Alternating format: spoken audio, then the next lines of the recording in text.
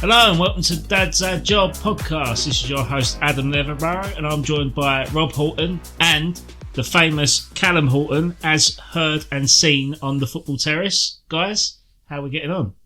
You can all clap now. You can clap. I just can't believe that you're sharing our presence, Callum. It's just wonderful to even be near you. I mean, people are talking about it all around town. 25,000 views. Yeah, 25,000 views. That's just me clicking on it that many times. 1.4 thousand likes already. Well done, the football terrace, for getting Callum on. I must admit, you've done really well, mate. I'm really proud of you. They paid for our whole year. They had. Did you enjoy it?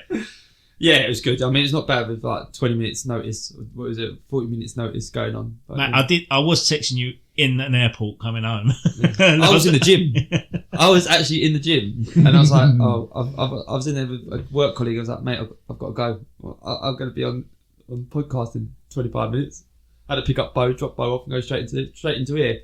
He was more nervous about telling ever than he was about actually doing the podcast. It's actually true, to be fair. You see that face. No, you right, did good, Donald Trump. No, you did good, mate. You did good. Did good. You talk about, you ain't even listened to it. That's what you told us before you come in here. No, I ain't listened to it. I was just being supportive.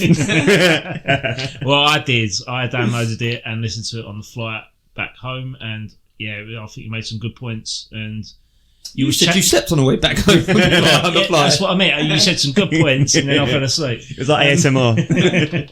No, you were challenged, and I thought you challenged on your opinions. And I thought you held yourself well.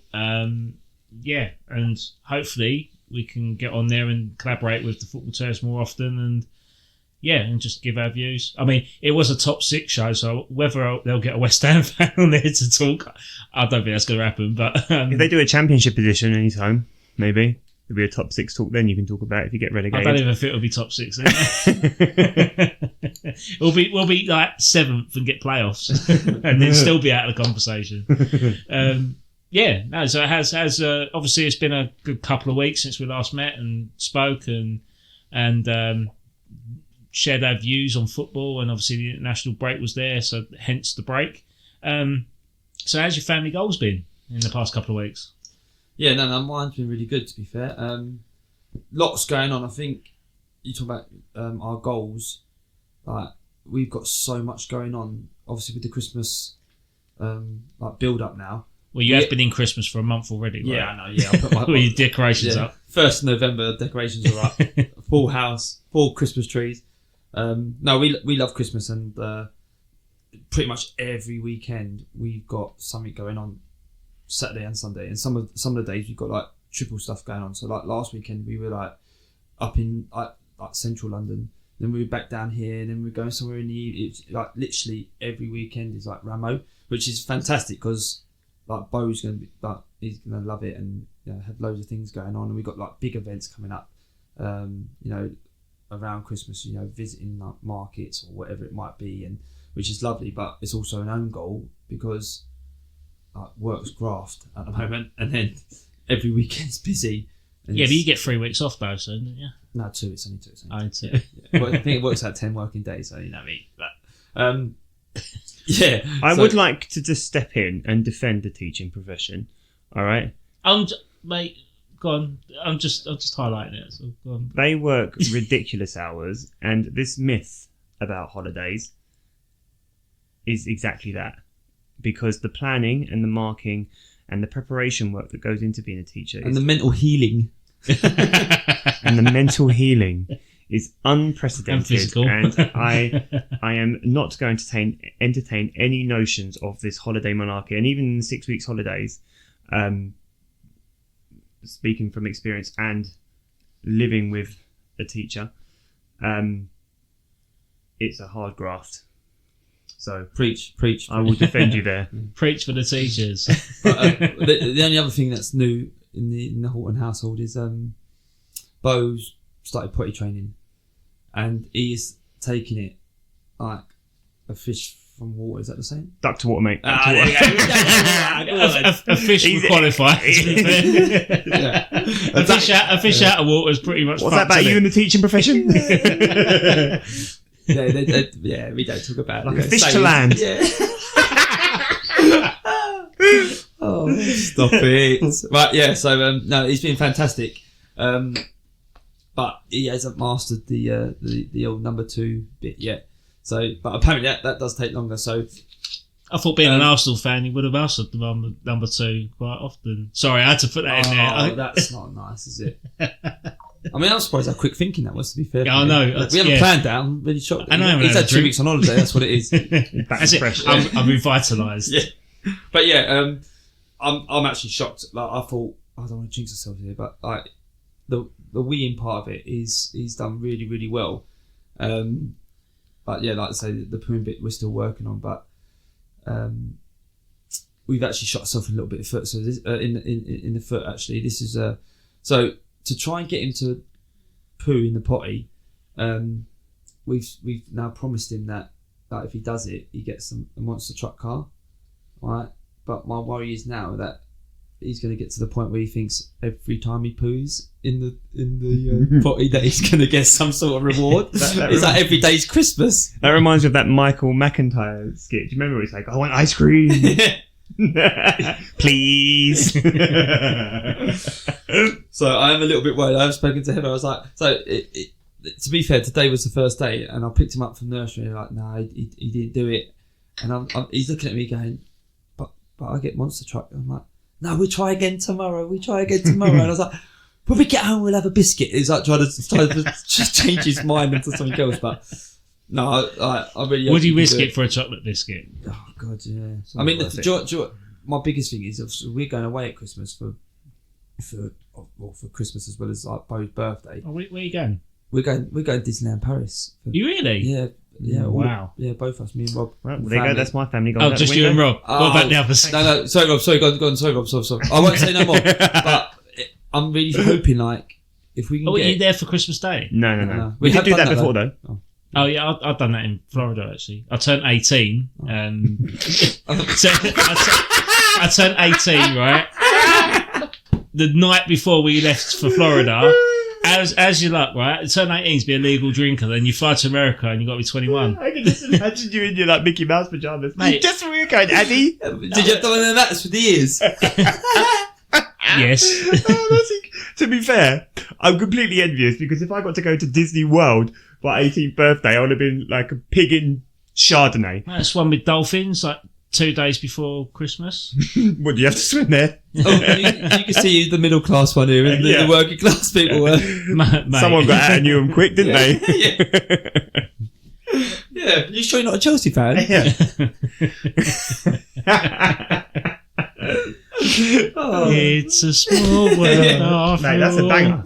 That's my dad's favourite ride. Sorry to interrupt, but yeah, Disney, that's a shared family goal then, surely, for the whole world. Yeah, that's a shared one, yeah. 100%. But, yeah, if we could go without taking nappies, if we could go without taking nappies, it would be exceptional. So, but yeah. Sorry, Rob, you crack on with your family goals. Sorry, I think it's hilarious that for your 18th birthday you went to Disney World. What's funny about that? Wait, listen to this. I saw the parade on Christmas Day. This guy come at me. Went to Disney World for his 18th birthday. I went to Frankie and Benny's. And majority it works. Rob had to pay for it as well. It wasn't just me. It was with a close family as well who had younger kids. So it wasn't just about me. It was my mum's birthday on 21st. So it was. Alright, you have to get upset about it, mate. I'm jealous. Is that why the hate is coming? Yeah, that's what it is. Well, don't be a Scrooge McDuck. Be a Donald. I love Disney, so I am completely jealous. No, Disney, mate, you're going when you're 38. You're going when you're 38. Yeah, mate, I'd go every year if I could. You haven't got me being 18. No, I think it's hilarious. And I didn't pay for it. No, I just think it's hilarious that someone paid for you to go when you were 18. What, my mum and dad? Yeah. All right. Okay. Yeah. So let's talk about the family goals then. Wow. Like. If anyway, you guys can see Adam's face, he's absolutely fuming. I'm devastated. I feel like I've just I've Do we need to pause the pod so that Adam can I feel like I've just seen West Ham announce Lopetegui again. That's how I feel. David Moyes is coming back.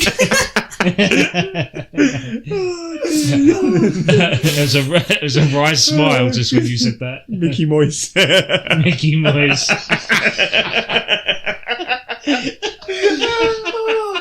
Oh dear. I'm crying. All right, okay. I'm crying. Right, fuck Lads, off. regroup.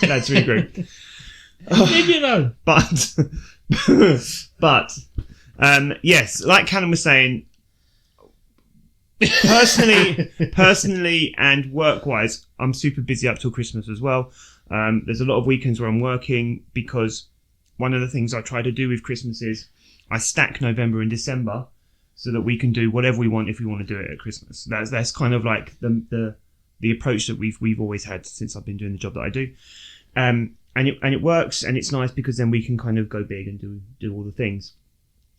But it does mean that scheduling life around that time is very difficult. So personally, the next couple of weeks are going to be quite hard because there's going to be a little bit of FOMO.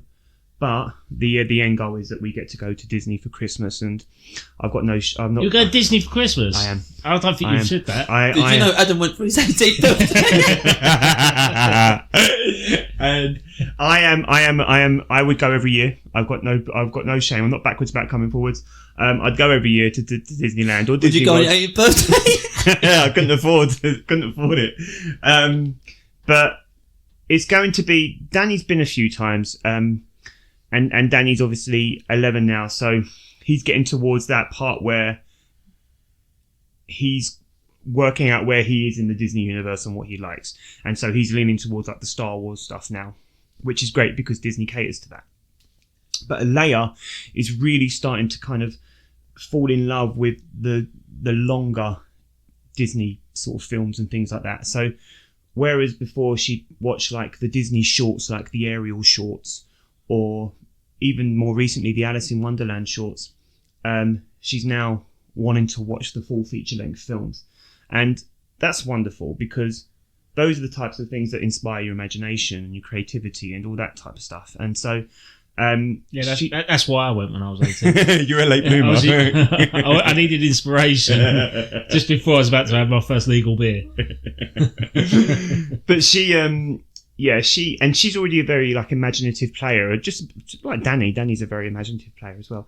So I am super excited for Christmas, and I'm really looking forward to going to Disney because we were meant to go a couple of years back, and we were meant to go. We were doing the full shebang. I think we were going to do the Disney hotel and everything, and then COVID shut us down, and we never got it rearranged. So I'm really looking forward to this. So that's kind of like the family goals now for like the next 4 or 5 weeks because everything is gearing towards Christmas time and particularly Disney, but also Kelly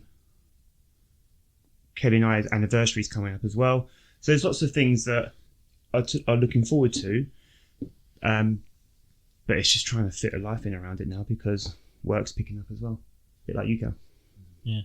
So, and I had a birthday. That was good too. I turned 38. When was your birthday? Helen? When was It was a week after Halloween. Oh, was it? Yeah, it was on Friday the 8th. Oh, that's why I didn't. Oh, yeah.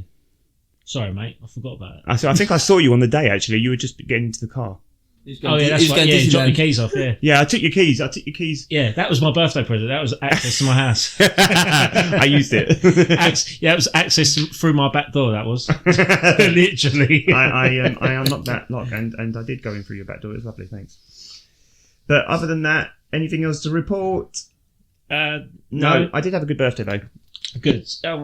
Yeah, I feel like shit now. you can slack me off as much as you want about Disney now.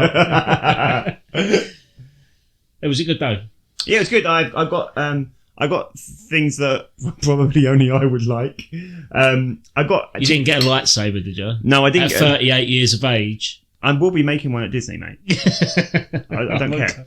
I'm going to make one. I've got lots of books. I love reading, so I got lots of books from. I got one from the Folio Society that I'm very excited about, And I got money for my tattoo that I'm going to be getting in December. Thank you, Cal. Is that Mickey Mouse? Is it? No, it's a bear. I'm getting a bear in December. Bear? Is it the bare necessities? Nope, it's Ursa Major. No, I'm going to be getting a bear. Get Baloo.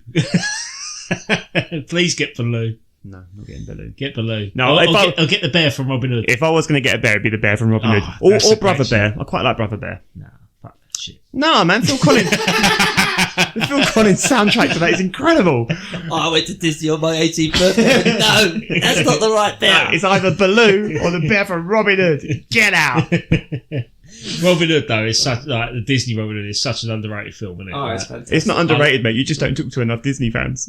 no, I don't do. I do. I do. I talk to Connie every day. I met loads when I was 18. In the same boat in the queue. With my balloon.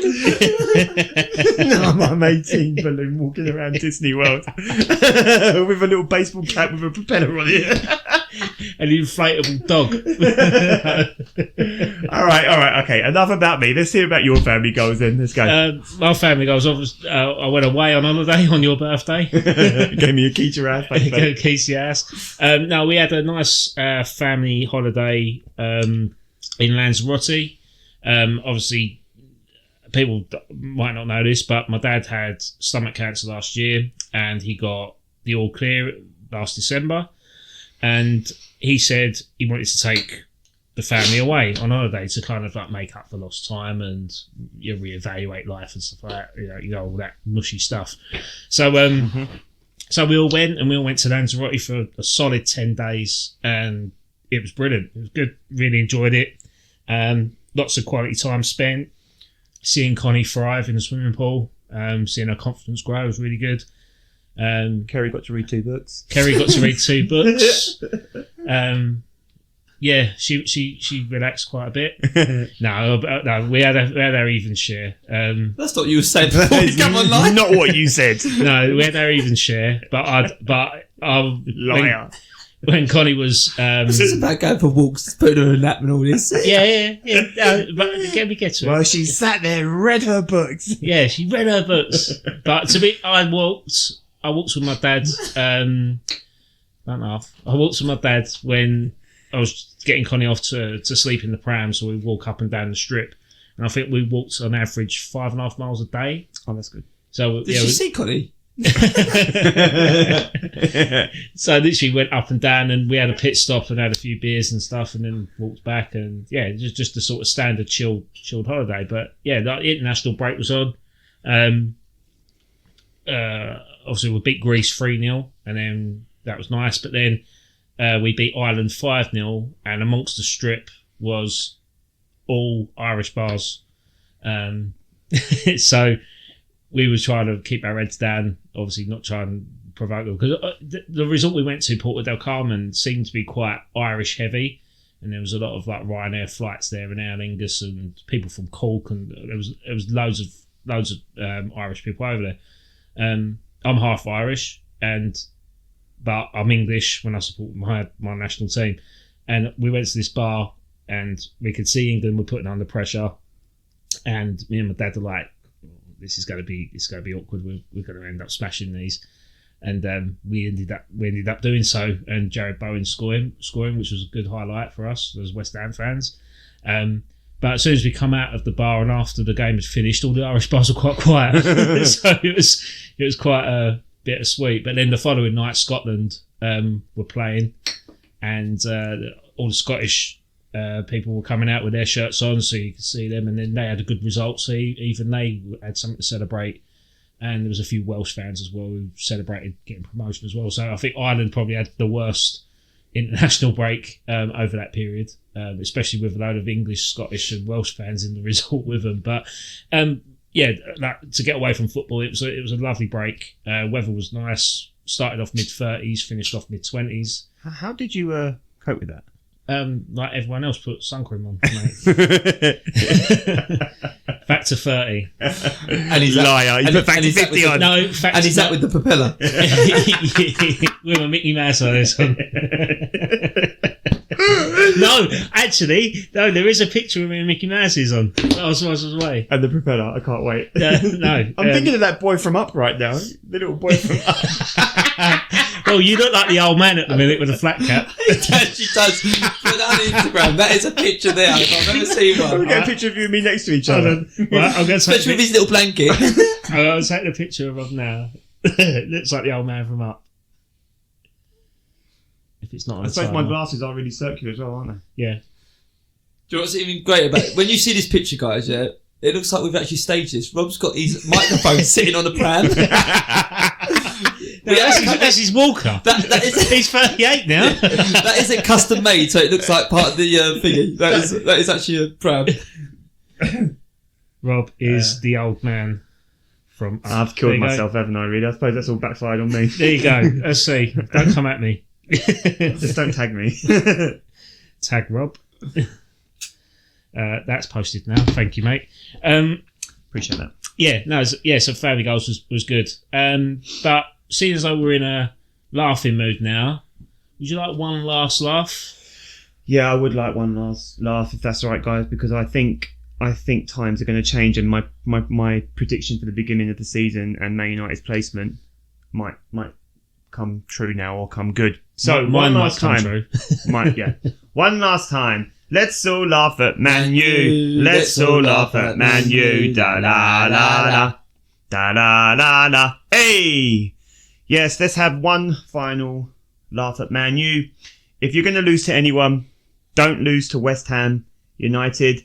Now the bringer of the 12 plagues to the ancient holy land of British football, who parted the fan base like the Red Sea has gone. And sadly, the only way is up for Man Baby. United. For you and me now. And sadly, because this always seems to be the case for Arsenal, they will be getting to play against Man United under the new manager bounce back rule. It seems to always be that Arsenal play a team as they get their new manager. It happened with Everton a few years back. Sean It's happened since. And so we're probably going to be playing a buoyed Man United at the beginning of December. It's a Tuesday night, that game. And it's hard not to think that Man United are going to get better. Their fixtures are getting better. They've got good players. And Getting fitter as well. That's right. Yeri Euro is back fit now, isn't he? Yeah. And Bruno Fernandes is still going to create lots of opportunities. It's hard not to think Man United are going to get better. So I feel like this is a good time to say goodbye to this segment, because he was sacked. It was coming. It was hard not to see it coming. And they did it in fashion because they lost to West Ham in the El Sacchio, didn't they? So that's it. And it was the wrong result for me. I'm happy with the 3 points, but it wasn't a convincing performance whatsoever. We were quite lucky. One, we hit them on the break. They battered us first half. Absolutely battered us. I think they hit the woodwork 3 times in the first half. But then we made Nunez. Yeah, but then we made changes. Somerville come on and scored. Danny Ings assisting the goal, and then we got quite lucky with the penalty shout, with Danny Ings getting another assist by being fouled by De Ligt.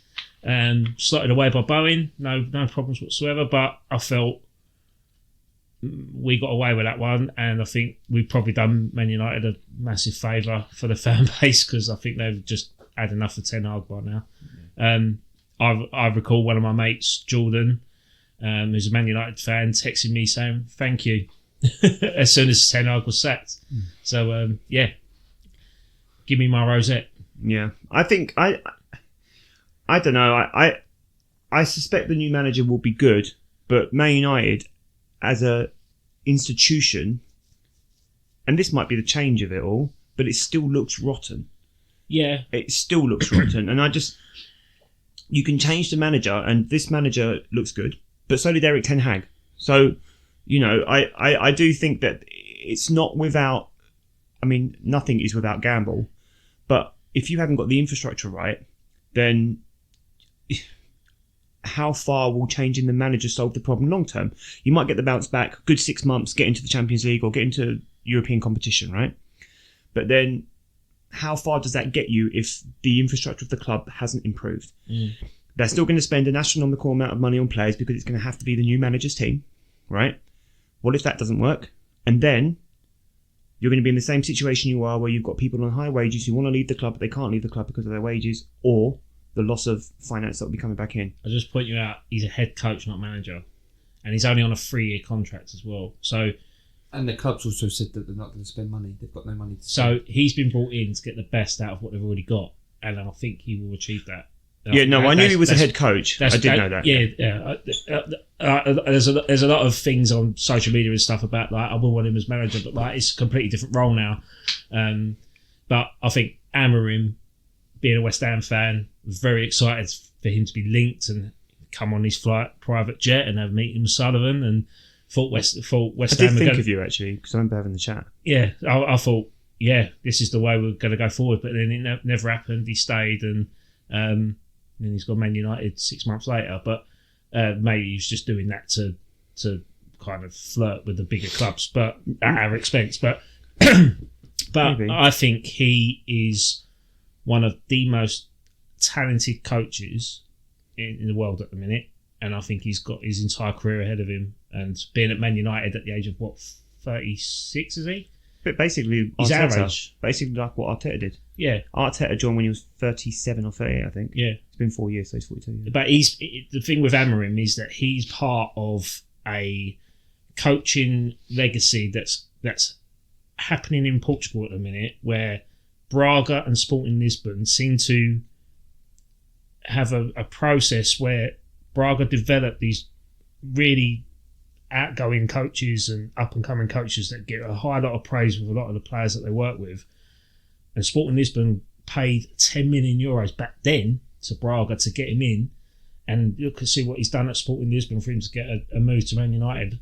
And the worry, and this is what compares it to like the English FA, isn't it? Because like they seem to have a plethora of talent coming out from certain avenues within their Farmers League, as some people call it, but they're developing these world-class coaches, whereas the FA have got this world-class facility but seem to can't hire an English coach for the English manager's job.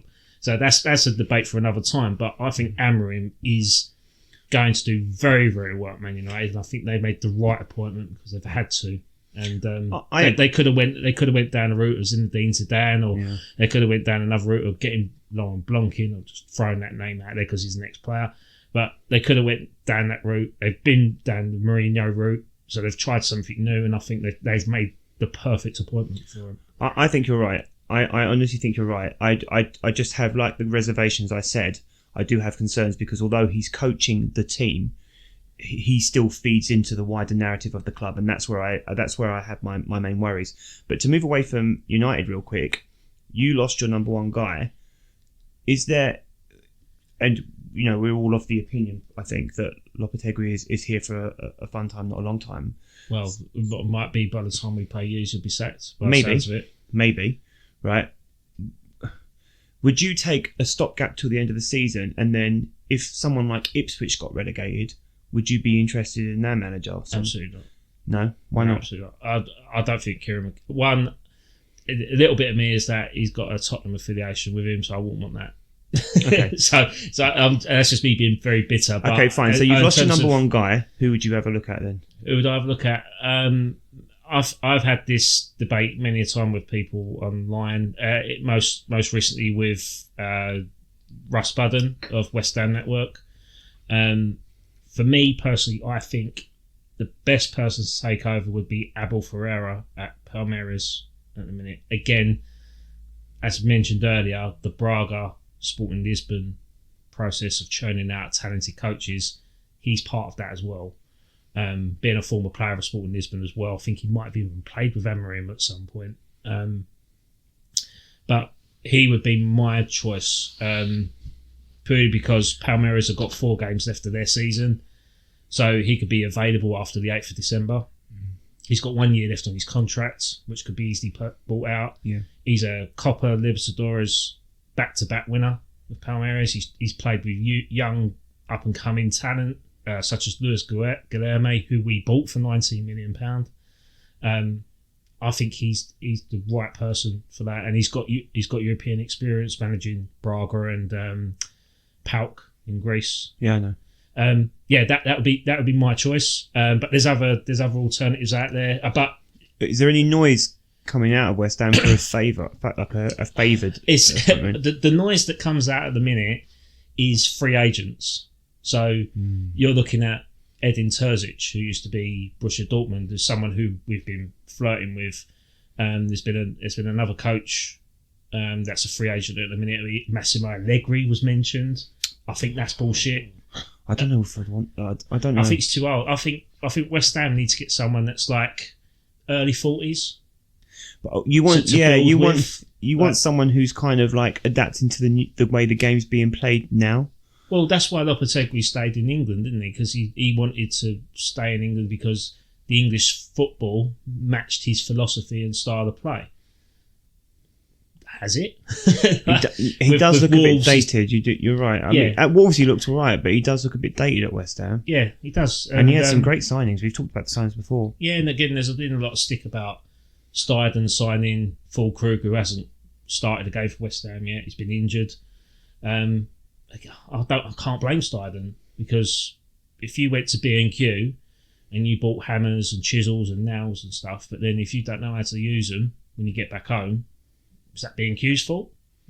Not really. That's an analogy there. Yeah, it's good. Fantastic. I'm going to use that one. Yeah. Do you do much DIY? No. No. Same.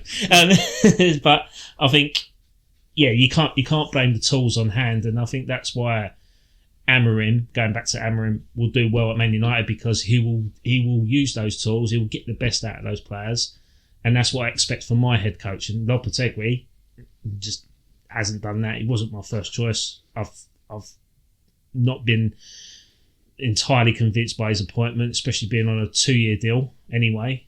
But I'm talking. This ain't a West Ham podcast whatsoever, but I seem to be going down this rabbit hole now. You could afford me, mate. Jesus.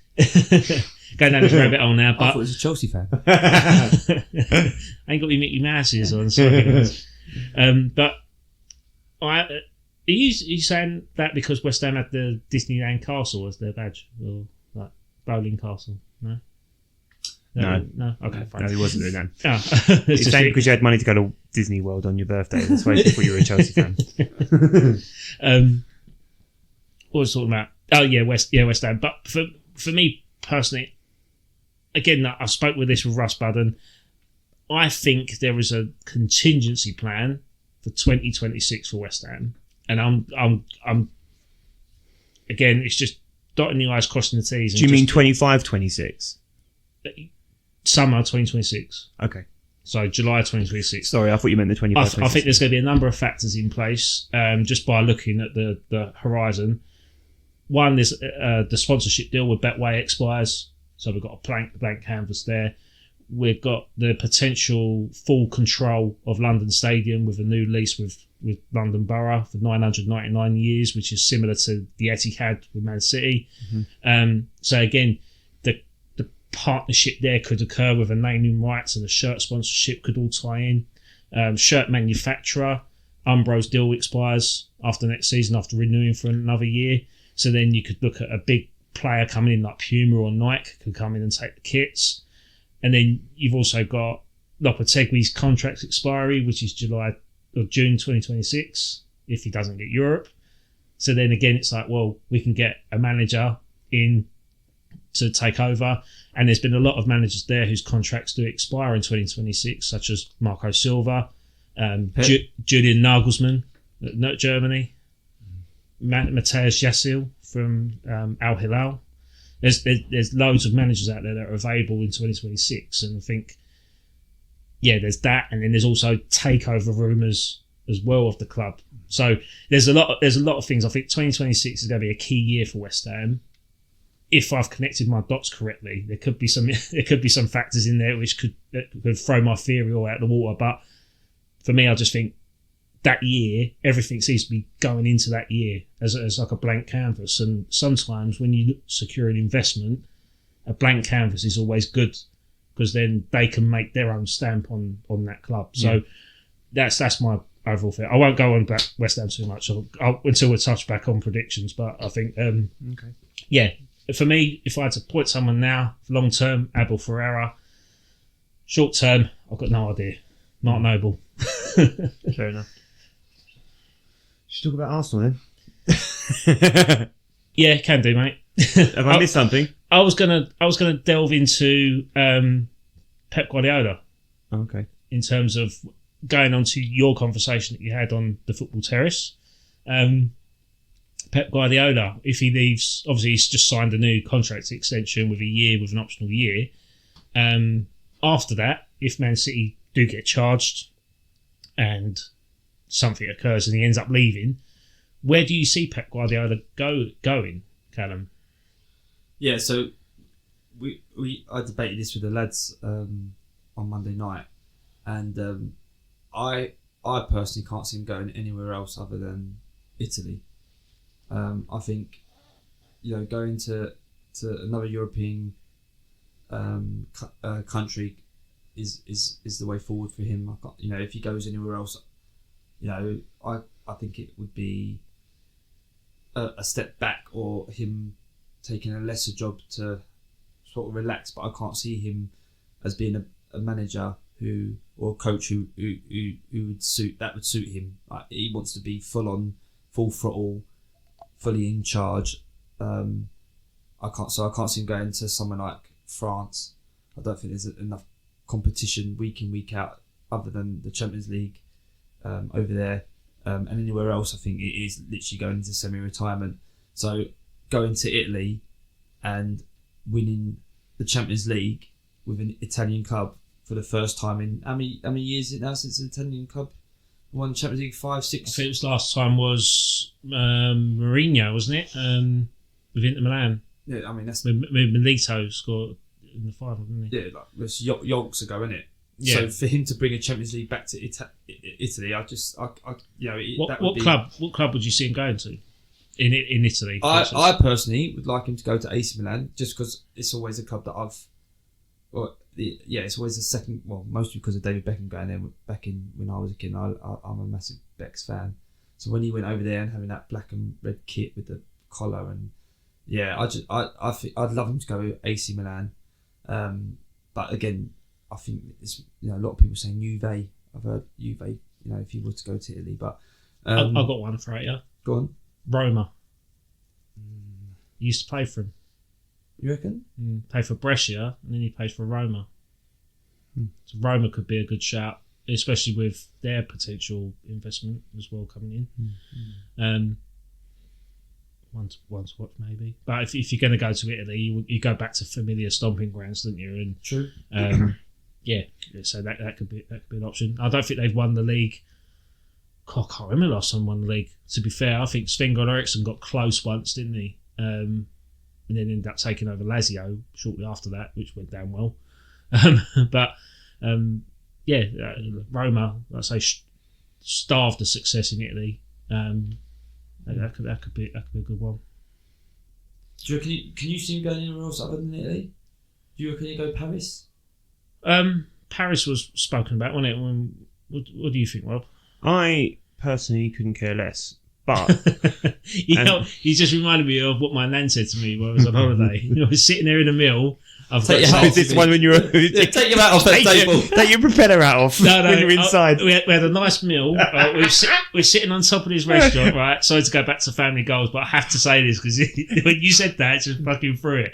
I'm sitting there with my nan, right, in this beach top bar, and I said to her over there, I said, over that in the distance, then there's Fuerteventura. She goes, looks over to me, she goes, I don't care. I went, what? She goes, I don't care, Adam. I went, oh, thanks then. Cheers for that. And my dad's got creased up. Go for your 5.5 mile walk, mate. Yeah. Why did you go on that walk there? So I don't care. I'm like, all right, cheers. She's trying to have a conversation with me, but fuck yeah, like.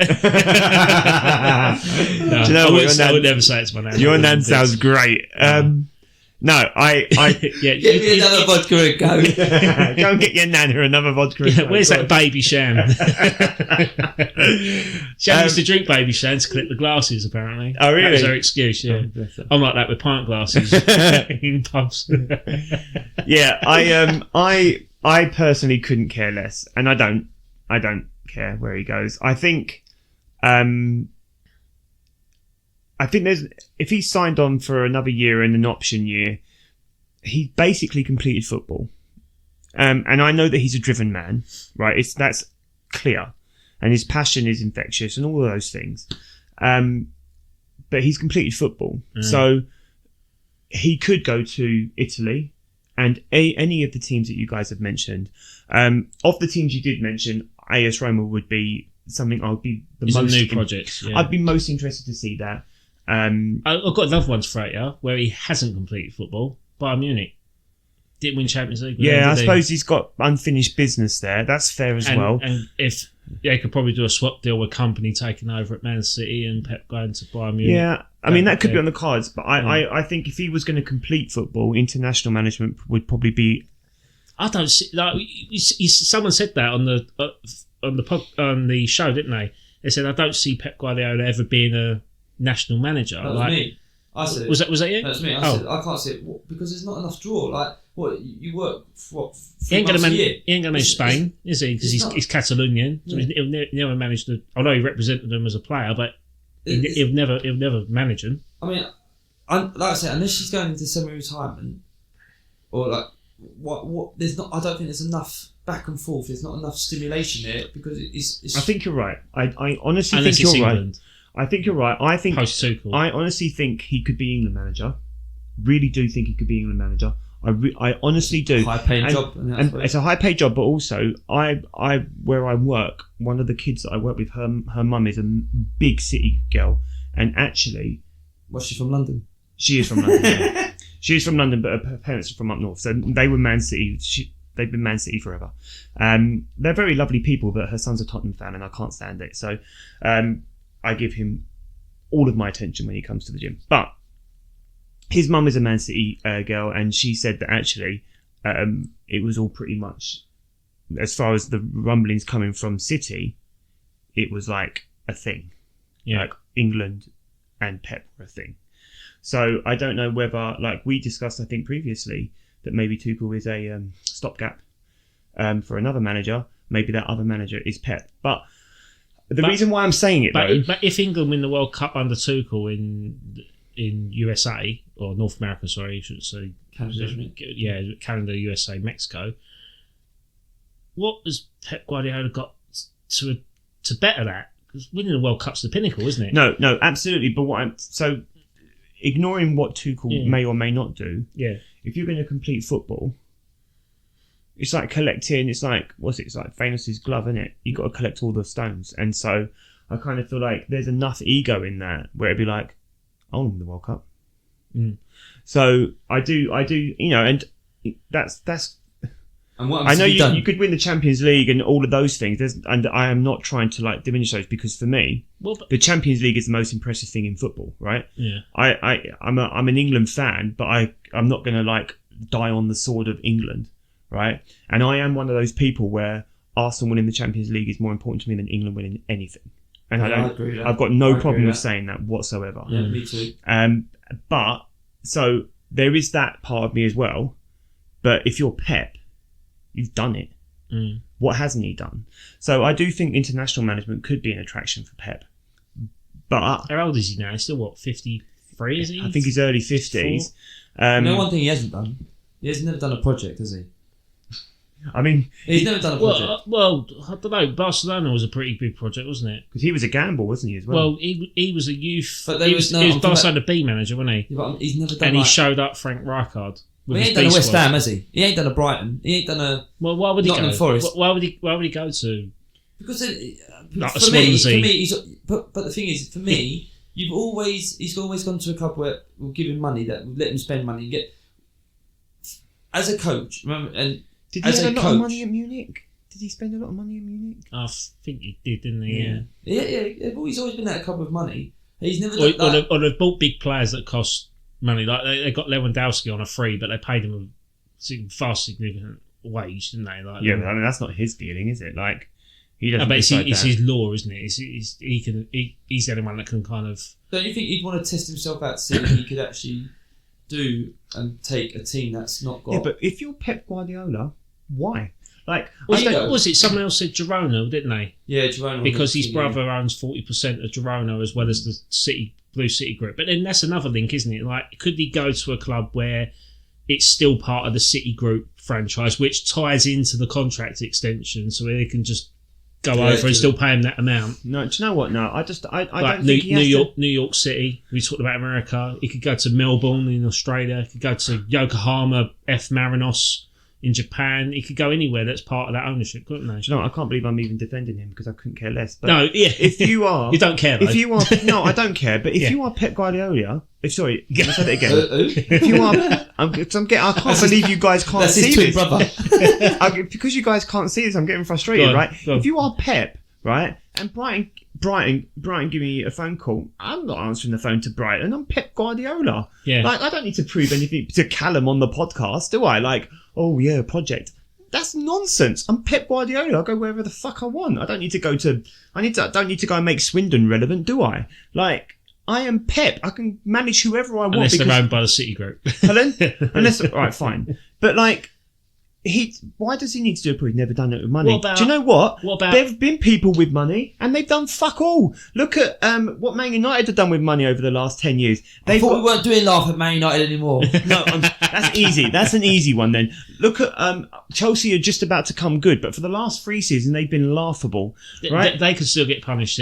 Nobody's talking about the 48 charges that they've been given. No, because 115 is more interesting. Yeah, but 48 is the one that started down. Stay on task. Stay on task. Go. Come to them in a minute. Like, he doesn't owe anyone anything. He has achieved all of the things, not just because he's had great players. He's achieved all of the things because he is a football genius, and we are witnessing it.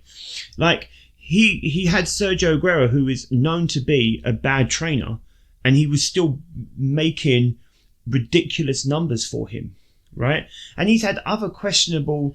You know, you would look at some of the lineups he's had. He didn't. I don't think he managed Balotelli, did he? No, Balotelli had already gone. But like, you know, he. Well, even with some of the lineups where we were like, "Oh, that's a bit rough." You know, looking at like, the inversion of the fullbacks, which Arteta copied, right, and it's working wonderfully for Arsenal. Or was it Arteta's plan? Or was it Arteta? Fine, because Arteta was there. Yeah, but. He still had to give the okay on that. He still had to go, that's a good idea then, if it was Arteta's credit. He has been so impactful to the way we view the game now. He doesn't have to prove himself by going to Girona or to any other team. You know, I would, if I was going to choose a club for him to go to, I would like to see him do it with a Roma, or I would have chosen someone like a Monaco. Like, that's interesting to me. But he doesn't owe any kind of like... He doesn't owe anything to anyone by going there. Yeah. That would be a personal challenge maybe, but any role is a personal challenge. I've got one for you. You talk about like World Cups, and winning the World Cup would be, I want to win a World Cup. What if you've done it with a country or a continent that has never won it before? I mean...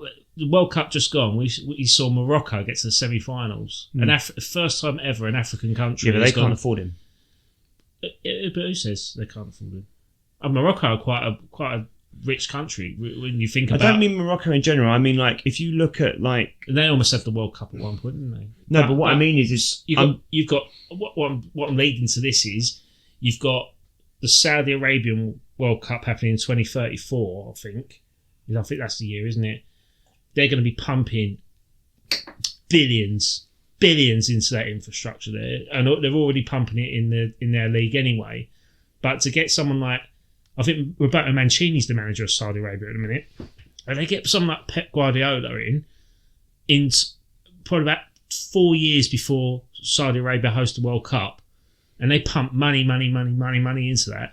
That could be something to watch out for. Especially with these alliances in the Middle East with Qatar and being an ambassador for them to win the World Cup, host the World Cup. That's something that could, the first Asian country to ever get to like a quarter-final or a semi...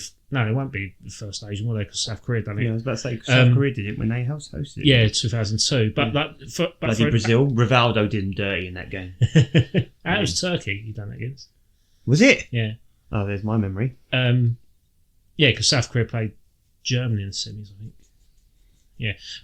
Bloody Rivaldo, never forgot that. Just can't remember the team. But if he took a Saudi Arabia to win the World Cup in 2034, like, it wouldn't surprise me, just because of the amount of money and development and the process of it. I mean, that's what, 10 years time. See, that's what I mean in terms of who can afford it. Like, and I mean, like England. It. I'm talking about like Team England kind of like. Sorry, Team England. England kind of finances that would pay for a manager like Pep. I don't mean that. I just think like in terms. I just think his wage would be too high. Yeah, that's just what I think. Unless money's unless their money is unlimited. But well, yeah. So I don't even know how I ended up defending Pep there because I couldn't care less. But like, you don't care though, Cal. I don't care. I don't care. But I just last of the summer wine over here. Don't care. What is that? I've got one, mate. I'll get the same ribs. Okay, so let's go crack on to predictions for the weekend. Arsenal have got Nottingham Forest. Is that right? Yeah. Oh, this is a close one for you, isn't it? Yeah, no, it's one of them ones. I was meant to be going and I'm not going now. It's just one of them. So I would like to have gone because it was the first game I can remember going to with my dad. So I wanted to take Danny to this game because it had that kind of like sort of like poetry to it. But it wasn't to be, and it's just one of them ones, so you move on. But I do think this game is quite a big game. And it's funny because actually I have to eat some humble pie because I predicted that Nottingham Forest manager could be one of the first managers sacked this season. And they're third in the league, and they are they're not third, they are fifth in the league. Oh, fifth, right. Chelsea are third and Arsenal fourth. And Arsenal and Forest are both on 19 points. Thankfully, Arsenal are at home, and I think that will lend itself because Arsenal will probably... Well, Arsenal are going to hold the percentage for most of the game, I think, in terms of ball control. But the last two games we've had, Arsenal have won both of them 2-1. That's away, home and away last season. So the results are in our favour, but not necessarily the form. I think that Forest look particularly good. My main concern is that Odegaard's back. So we've got our best presser back, and we've also got our ball player back, and the person who's going to create the most opportunities for us. The problem with that is that Nottingham Forest are very good on the counter-attack.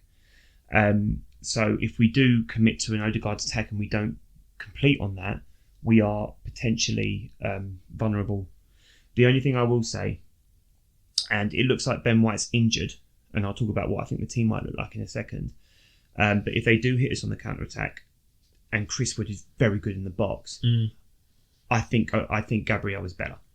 So I do think that we can sustain that and prevent anything. But Chris Wood has been in wonderful form. Is Saliba back? As far as I'm aware, Arsenal should have... Right? Yeah. Arsenal. So I do think Arsenal will win the game. Trossard and Ben White are injured, and it's unlikely they will be back. But the rumblings are looking good for Saka, Rice, and other people who missed international duty. So based on that, I think that the 11 could probably be Raya, Timber, Saliba, Gabriel, Calafiori, because it looks like Calafiori's back. Partey, Odegaard, Rice or Marino, depending on who's fit. And then Saka, if he's fit, Havertz and Gabs, Martinelli. That should be enough to beat Forest. But form isn't really in our favour. But I do think Odegaard makes a difference. Cal? Yeah, I agree. I think Arsenal are going to win 3-1. Oh my God, I predicted 3-1. Yeah, I think. Oh, twinning. Yeah, I did sound a bit like that, didn't I? Twins! But yes, I did. I predicted 3-1. Yeah. I just think Arsenal will be too strong. The only thing I do worry about is the counter-attack. Yeah. They're very good. And the cold weather. The cold weather. I think you'll win 2-1. I think I can see Gibbs White scoring for him. If he's not suspended, is he? I don't think he was sent off in the game before. No, he was sent off recently, wasn't he? Not for 3 matches though. No. It wasn't violent conduct. If Gibbs White's playing, I can see him scoring. But I think he would scoring. To be fair. Yeah. See, always Woods seems to is sneak one in. he's got that fox in the box thing going on always this seems- year, hasn't he? I do think if it's in the air, I do fancy Gabs over him. But it's on the floor of the rebounds. Arsenal have conceded a lot of like crappy goals this year, and there's been some wonderful goals scored against us as well. By the way, the Leicester boys' goal, Justin's goal against us was incredible. But a lot of our goals have been like bouncing off someone. Man City's goal, bouncing off someone. Leicester's first goal, bouncing off someone. Pedro's goal against us from Brighton, bounced off Gabs into his path. We've had a lot of shit goals. So that's the kind of goal that Chris Wood could score against us on. You think he'll get a red card this game? I really hope not. Although, no,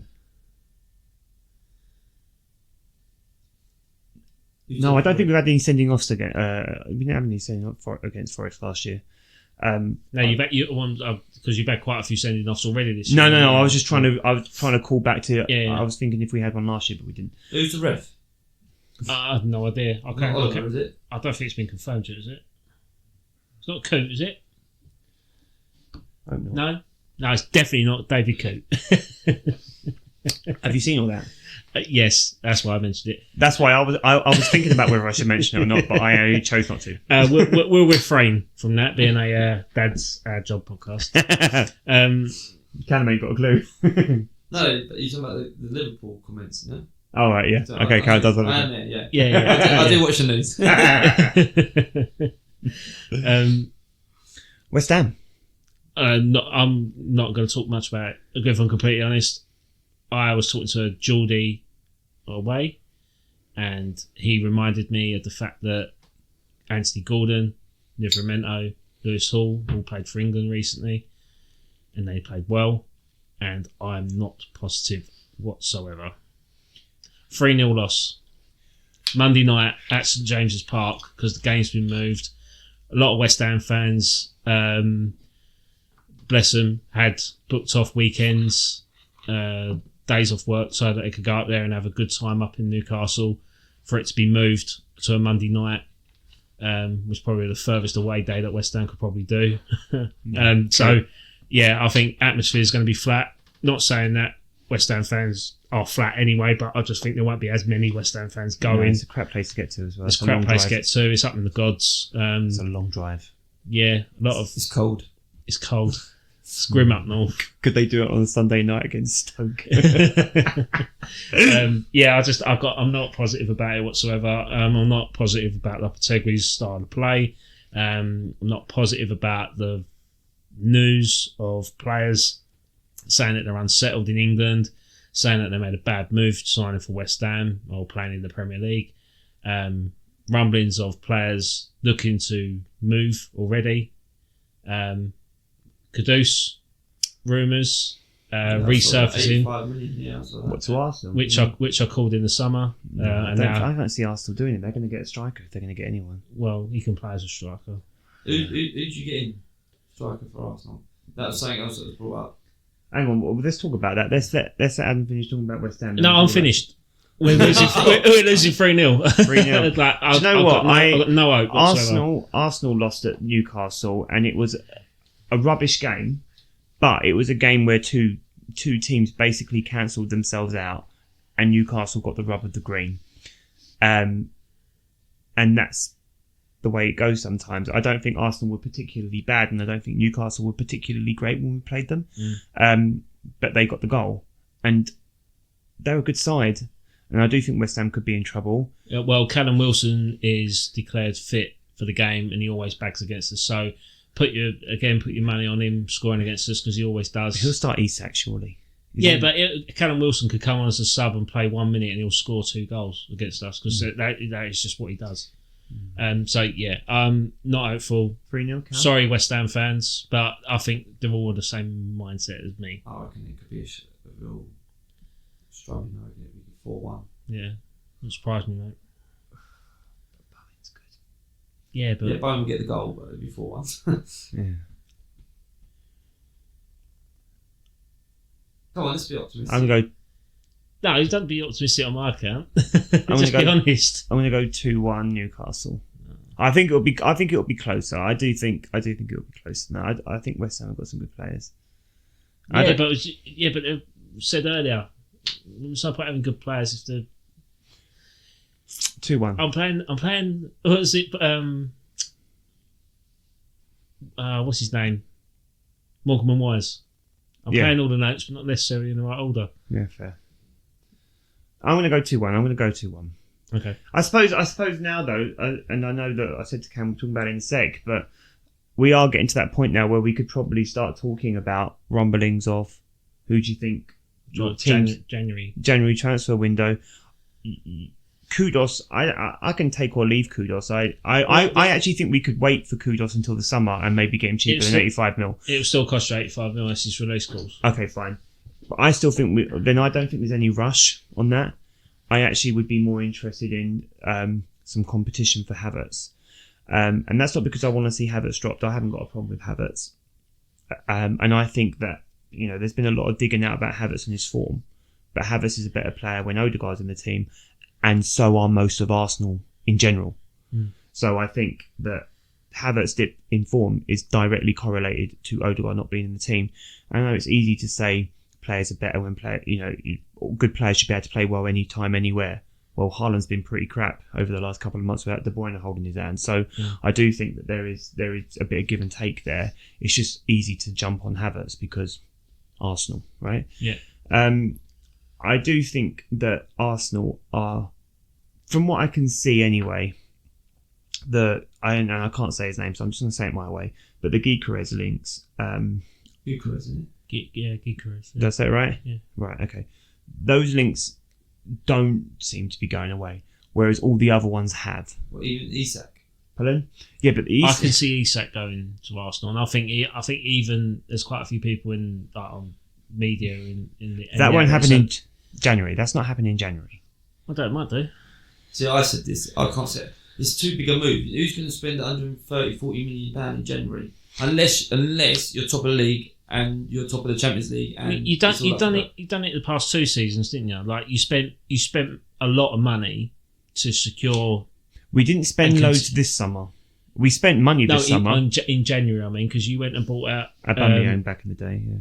Oh, you bought Trossard recently. I'm saying that was 28. That was 28, wasn't it? Yeah, but that was 28. I think. That was still a pretty big signing for most clubs. It's not 135 mil, is it? No, but what I'm saying is you spend money when you need to, at the point in time when you need to improve. I mean, without Trossard signing that January, would your title challenge have been as strong or competitive? No, I agree. Without him, so I think a wonderful signing even now, by the way. Yeah, up there with fantastic. And they're talking about renewing his contract. Up there with Santi Cazorla for me. I love what Trossard does. Oh yes, I love Cazorla actually. But Arsenal could do that if they get into a run of form in this Christmas period and bring themselves back into the title race. And when it comes January, they're like, we're one striker short of winning this. They'll do it. Mm. So it wouldn't surprise me if you did buy Isak. Because I do think you're. I mean, I can see I can see the thought process. But that's all dependent on how you play from now 100%. to. 100%. Otherwise, it's not worth it. No, you might as well wait. Yeah. But and it looks like he would probably want to link up again with Odegaard and Marino, and then you've got the Real Sociedad, the Sociedad trio back together, right? But and that would be wonderful because I would choose that over Gyökeres. It's just that I keep seeing the Gyökeres links. The sad thing is you could have bought Gyökeres 2 seasons ago when he was at Coventry City for something like 12 million quid. Yeah, you're right, but that's not on the radar then, isn't it? It's yeah, like he was a Brighton product. Again, like someone like that who's scoring goals in the Championship. I think he was mid-20s or something in the Championship, and you're thinking he's 22, and you think you've got to punt on him.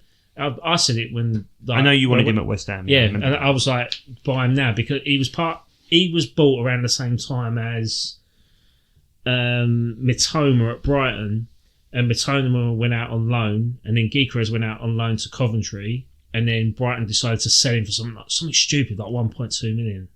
Like Brighton, like this is Brighton get a lot of credit in terms of their transfer activity, but sometimes some players slip through the net, and they've let a guy who plays for the Swedish national side valued at 80 million quid go for 1.2 million. So it's like sometimes the delegation. But you could say that about anything. You could say that about De Bruyne. When you asked Chelsea, you could say that about Salah. Yeah, that's true. They just weren't ready. That's true, but just yeah, well, yeah. I mean, it's like with even going back in history. Even like Serge Gnabry. Yeah. We let Gnabry go for nothing. He went to West Brom on loan and he flopped under Pulis, didn't he? And then ended up going to Germany and doing well. I mean, apparently he wanted to go back to Germany, so I think Yeah. that kind of Arsenal met him halfway. But even Arsenal have only in the last sort of 15 years been guilty of having to sell talent because we've had like Man City coming in and buying our stronger players. Man United bought RVP, but the Gnabry one is kind of like when you feel like I feel like we missed out on something with Gnabry. Like we'd already had most of the best of Nasri. We'd already had most of the best of RVP.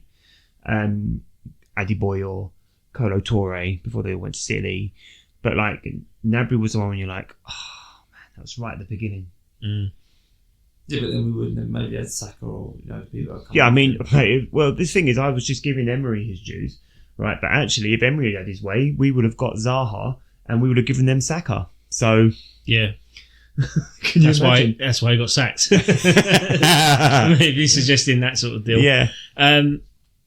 Well, yeah. Okay. Well, we'll finish on one last subject now, and that is the announcement of Gary Lineker stepping down from Match of the Day at the end of the season.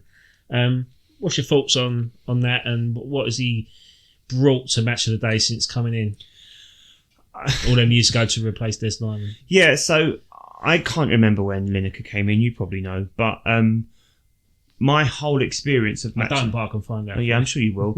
Like didn't Des Lyman do the Premiership for a while as well? Didn't that happen on ITV when Match of the Day had its sabbatical and there was the Premiership for a couple of years? Do you remember that? Yeah, maybe. And I'm pretty sure didn't Des Lyman go over? Anyway, my whole experience really of being I don't want to say a footballing person, but someone who loved the football and was watching football and was recording Match of the Day. My whole experience is Gary Lineker, so I am quite sad to hear it because, as far as I'm concerned, he's pretty good at being the presenter, and he always has excellent rapport with the people that he has on. And he even, I love Walcott, but he's got a long way to go if he's going to be a good pundit. Right? He's only just started, He's only just started, but he's a good nurturer of that. The relationship that he has, and the relationship he had with Shearer and Wright was incredible. I can remember watching Match of the Day sometimes, knowing it was going to be dry because everyone drew that weekend, but it was going to be funny. And I was quite entertained with Lineker and Shearer and Wright. And even this season, it doesn't feel the same without Wrighty. But it's okay because Micah Richards is so insatiable in his personality. Like Micah Richards makes everything better. But I also think that Gary Lineker has helped Micah Richards along. So I am going to miss him, and it's going to be weird because I never quite enjoyed Match of the Day 2 the same as I enjoyed Match of the Day. And I don't know the presenter's name. I can't remember the presenter's name, but that's not a slide against him. I just was always more interesting. I just preferred watching Gary Lineker. So Gary Lineker started presenting in 1999. Well, there you go. So he's been presenting that show for 25 years. I mean, that's a big shift, isn't it? I was 13. So that's when I would have been watching Match of the Day then, because I would have been he's out of era, isn't he? Really, you think about it, and also to add, he's going to leave the BBC after the 2026 World Cup. I think it's about getting new blood in, isn't it? Maybe he's setting up his own thing. Well, the podcast seems to be doing well, so I mean, the podcast is funny. Yeah. We had booked him in to come on here at some point, but we had to tell him to wait. You know what I mean? Yeah. Told him we had to we went to book him and booked his brother. Yeah. we are find out to our beef that one. What do you think, Hal? Do you have any strong feelings about it? I'm not gonna lie to you. I don't really care. Okay, fair I enough. mean, I don't. That's fair. I get it. I just watched my nan coming back again. I'm not gonna lie to you. I would rather have Gary Neville and Ian Wright and Roy Keane do it. I mean, absolutely. Do you know what? Roy Keane for the banner. Absolutely not Gary Neville. Shout out to Roy Keane, because without him making memes about goalkeepers doing their job, we wouldn't have named this podcast after that. That's his job. That's his job. Roy Keane. Do you know what? Have you been watching the overlap? The new series. I've been listening to it. I just think That's a Sky thing, though, isn't it? Like, it is. But Sky. I do like. I mean, I don't know. I don't really buy in. I don't really like. To be fair, do you know what I don't like? I don't really like Shearer. I think he's boring. I know Shearer's quite funny on their podcast. What's Yeah. the podcast that him and Micah Richards and Gary Lineker do? What's that one called? Games, isn't it? That's funny. Michael Richards. No, but Gary, he's fantastic. but Shearer's funny on that because he's kind of like, I'm not working for anyone, and he's like, he's down with the banner. He swears more than all the others, right? I'm joking. It's like the reins are off and he can actually The be rest, himself. is, the rest is football. The rest is football. Shearer is quite funny on the rest is football. The problem is When they're Gazza on, that was so good. yeah, Shearer was on. That form was then. so funny. But they're good mates, aren't they? Yeah, they played with each other at England. I Yeah. know they're like really good mates. But like I said, it's Micah Richards. I just think Micah Richards is gold dust. He's fantastic. I'm I a think big he's Micah epic. Richards fan, but Yeah. he's also not he's getting better, but he's not technically as cute as the others. But he's very entertaining, I think he's fantastic. and he's very watchable because he's relatable. Yeah. And he is probably the most relatable for me. Would you say give him the push or do you reckon he's No, not? I like him where he is. I don't know. I mean, I don't have a problem with him being it, but he's the most relatable for me in the same way that I used to like Ian Wright was why I was watching Match of the Day. Yeah, I love him. And I kind of get the same thing for Micah Richards. I like it, and I like. Yeah, because you know it's authentic. You know that's just him. Like, Yeah. he laughs, he's giggle, everything about him. It's a bit like whenever, lad. yeah. And whenever Ian Wright would talk about football and Arsenal were on, he would always say "we" because he was an Arsenal fan, and that was one of the things he said to the BBC when he signed his thing. He was like, "I'm not going to be impartial about Arsenal because I'm an Arsenal fan," and like, And that's why he's a god. and yeah. He's an Arsenal god. But like it's the same with City. He's a City fanboy, isn't he? Like he I can remember him dancing in the back of Sky with all the City fans when City won the yeah. Premier Yeah, League. I hated it, but you know, you It think was funny. yeah, but you would, didn't it? Yeah. I would. He didn't care. The same. So Yeah. like I like him for that authenticity, even if it has the capacity to be quite annoying, Yeah. especially in like a situation like that. Yeah. They all So- kind of like give him a high five. I've got a soft spot for him. Yeah, I I just like think Micah he's just Richards. a normal bloke, isn't he? Really. But Micah Richards also makes Roy Keane better. Oh god, yeah. So Yeah. I remember when him and Roy Keane did that little TV show, and he picked up Roy Keane in some car, and Roy Keane got in and bought him a present, and it was Roy Keane's autobiography. I was like, that's so funny. It just made me die because there's no way Micah Richards is reading that. So, what's your most memorable thing about Lineker as Match of the Day hosting? It's easy. The easy one is him standing in his boxer shorts and Leicester. But there's a couple that made me laugh. Like I can remember him really taking the mick out of Shearer and Shearer being bald, and that made me laugh. Oh yeah, I do recall that. Yeah, and that really made me laugh. Danny Murphy on there as well, didn't Yeah. he? Yeah.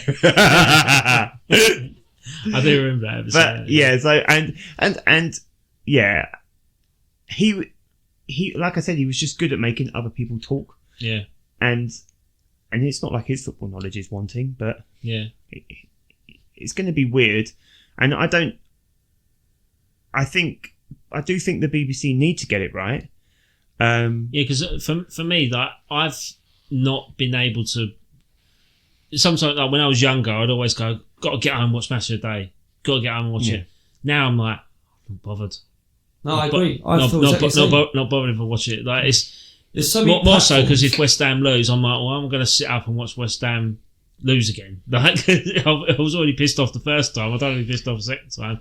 Then the punditry, like it's always last at the end. Like it's a few politics behind it. I think like, oh well, why are you playing West Ham winning 4-0 last when Liverpool won 1-0 playing first? Like it just almost feels a bit strange in that sense. But I can see that. I still enjoy Match of the Day, but I do think it needs a shake-up because I suppose we're at that point now, and this is all of us. I know I'm the oldest, but we are at the point now where only slightly, but we're also not necessarily the priority market group potentially for the BBC. Yeah. And they might be looking to try and get the new young audience coming through because they know people like us will probably still engage with it regardless because it's Match of the Day.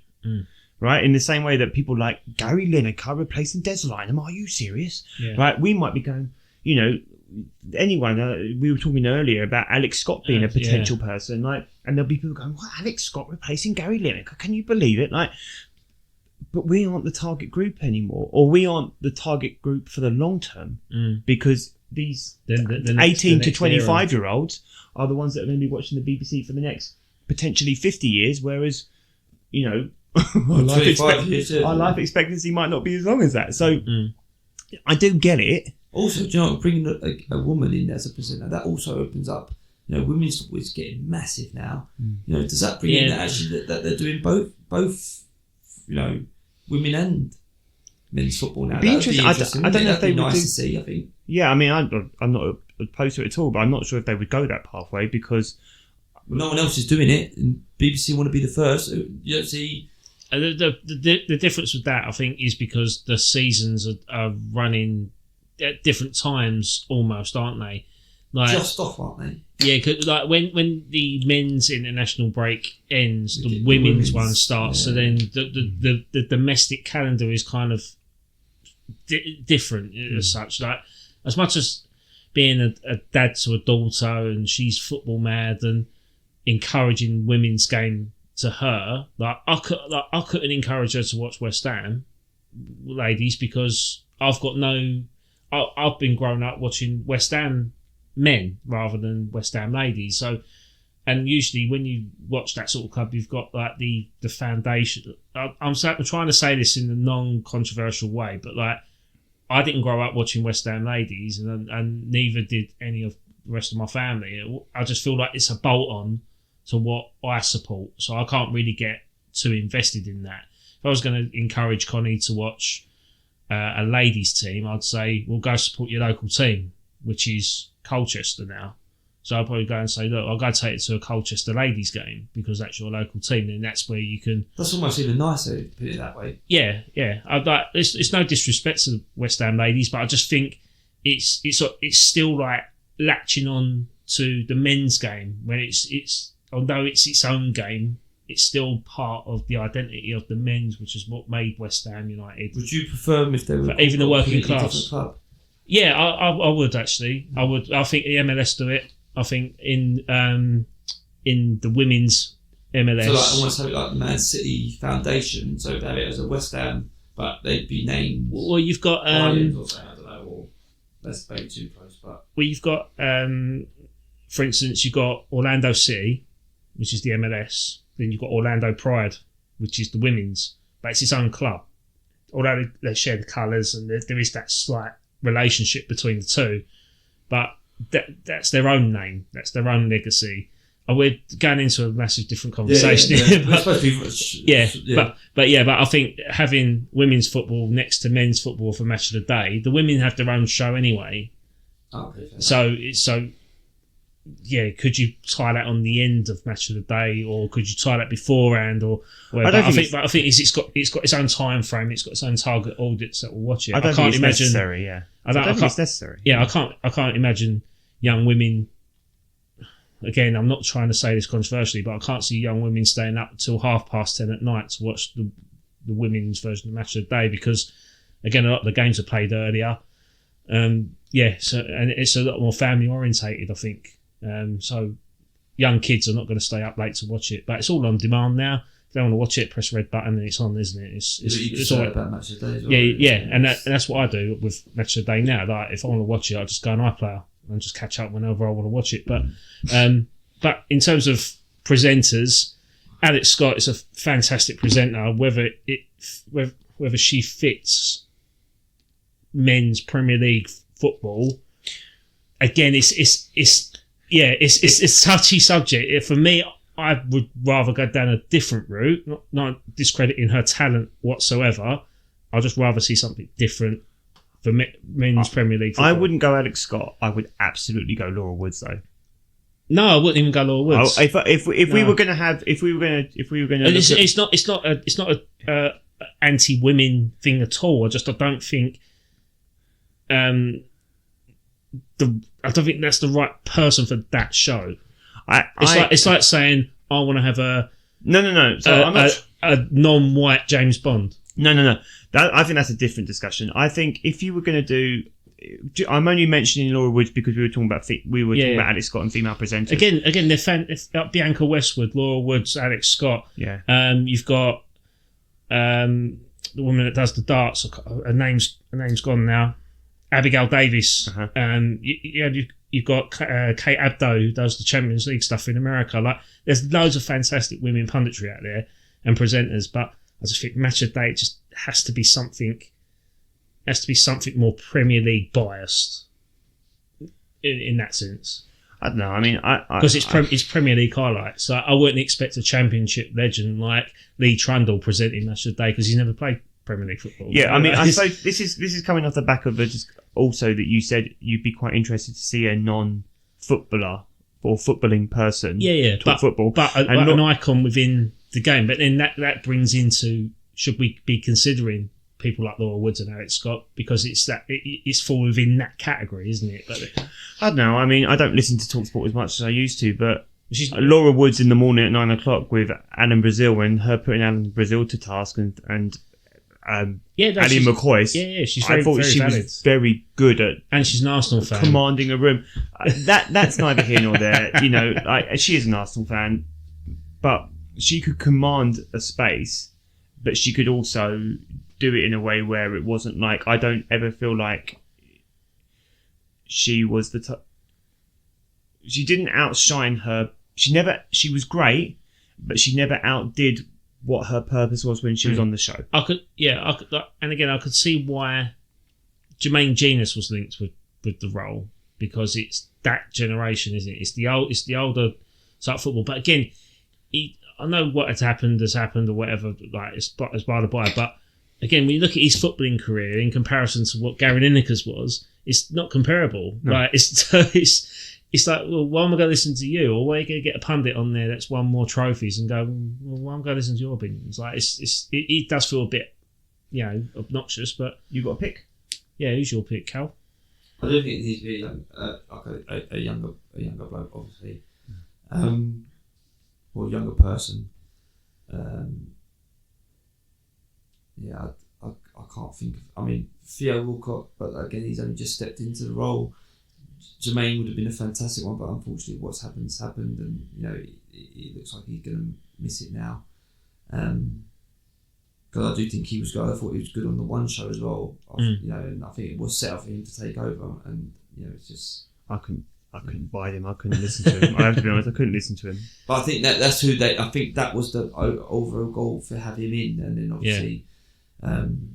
But like I say, the thing is, it's a fantastic opportunity and the biggest paid job in football presenting as well, for someone to come in. I can't, honestly think of someone at the moment. I mean, I would love Mikel.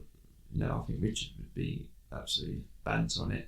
But then would he be too much banter? Because I know they like it to be serious. Yeah, as well. No, like he's great as the. He's great as the other guy. He's not the. I don't think he's the guy. I agree. Yeah. Not yet, anyway, because he's a personality. He's like an old-fashioned TV personality. Yeah, he's fantastic. And you're buying into him because it's like you buy into him because of his personality. Yeah. It's a fantastic opportunity for whoever does get it. But like I say, I don't know if there is actually someone.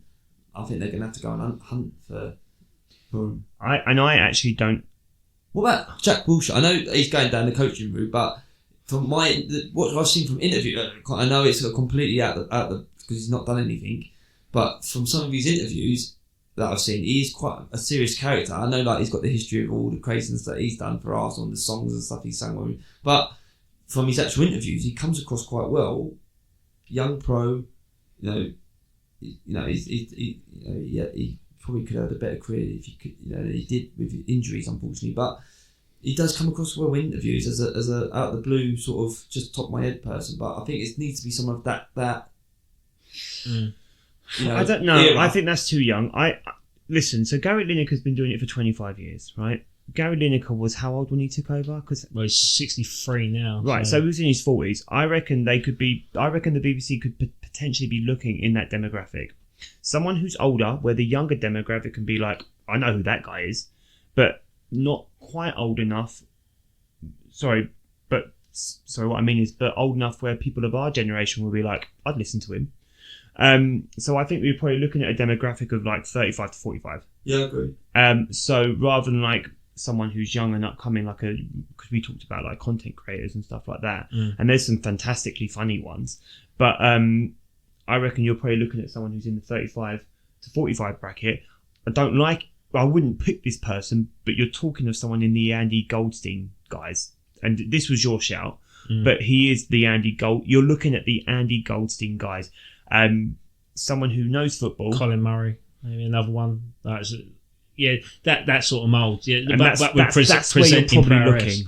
But he's at Countdown now, isn't he? So No. But what I mean is, you're looking at someone in that bracket, and they don't, and they're going to have to be football orientated, but not necessarily an ex-professional footballer. I've got two names that people will know of.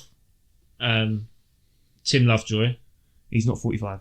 No, but I think with just the connection of Soccer AM and the rapport and his interviewing. Especially with Sunday Brunch, with what he does on Sunday Brunch as well, I think he's been good, and he's a professional interviewer, and he could sit down with a professional ex-footballer and get an opinion across, and not necessarily listening to Tim Lovejoy. I love Tim Lovejoy. So another one, Ben Shepherd, maybe. Again, because he had the show with Chris Kamara on Goals on Sunday, and I think I'm sorry, who's the Tottenham player? Really tall. I can't think of his name. And he's on Sky sometimes. Peter Crouch. No. Oh, that wouldn't be a bad shout. Peter Crouch.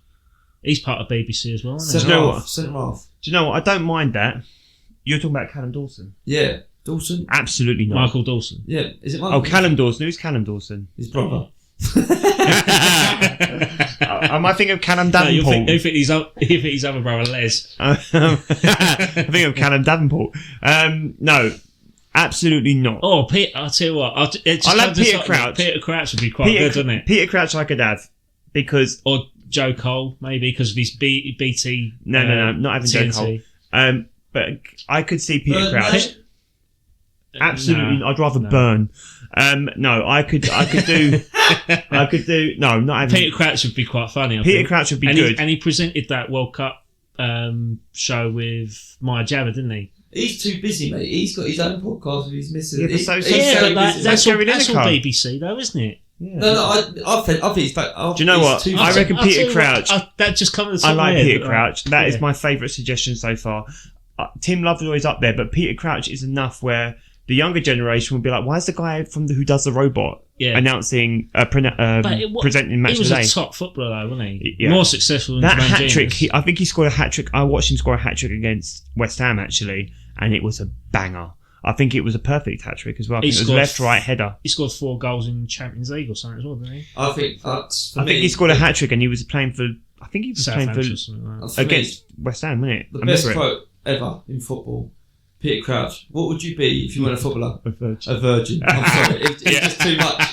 That just goes down. That's the sort of banter I think we need on the match of the day. But another name, someone that I've been in contact with many years ago when he was podcasting, is a guy called Chris Skull.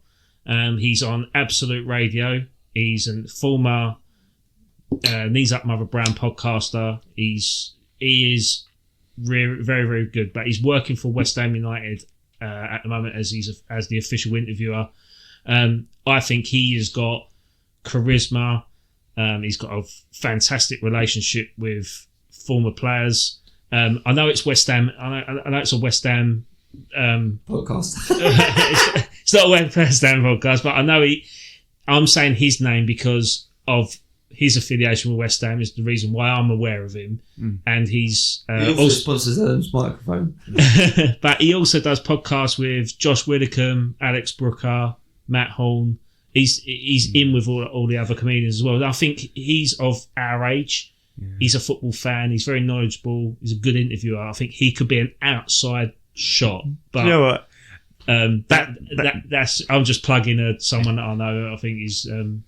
You try to get him on the pod? Yeah, I could try. Do you know what? Yeah, mate, that's cute, but I prefer Peter Crouch. I much prefer Peter Crouch, but I think if they're going to go a different route outside, look at someone like that who isn't Yeah, it's like when they pick like the next Superman, didn't they? Like they pick someone completely from out of nowhere, and then they build that person up and mould them into their own thing. And I think BBC could do that with. I think you talked about James Bond, didn't you? Yeah. Daniel Craig was a great shout. Yeah. But that, in terms of moulding their own I agree. person for that, I think Chris Skull. And no, it'd be very, very good. Yeah, that's fair. That's just a biased opinion, but Peter Crouch off the top of my head, I think that takes a beating. I must admit. Peter Crouch is a great shout. I love that shout, and I cannot You're welcome, think. BBC, and if you do employ him, we would like 10%, please. Listen, but at least get us on BBC I Sounds. can't. I'm sitting here trying to think of a better shout than Peter Crouch, and I can't think of one. You can't do it. No. Well, okay, guys, that wraps up our Very long podcast. Very long podcast of Dad's Our Job, but we've had a lot to talk about. We've had 2 weeks off. We're refreshed. We're back up and running, and no international football until March. Thank God. I know. So bring on the Premier League. No more Arsenal injuries over the bloody international break. Thank God. There's been like 4. 4? That's like Oliver Twist, isn't it? Oh, that's more. More You injuries. look like Oliver Twist with that fucking hat on. Anyway, guys, thanks a lot, and see you next week.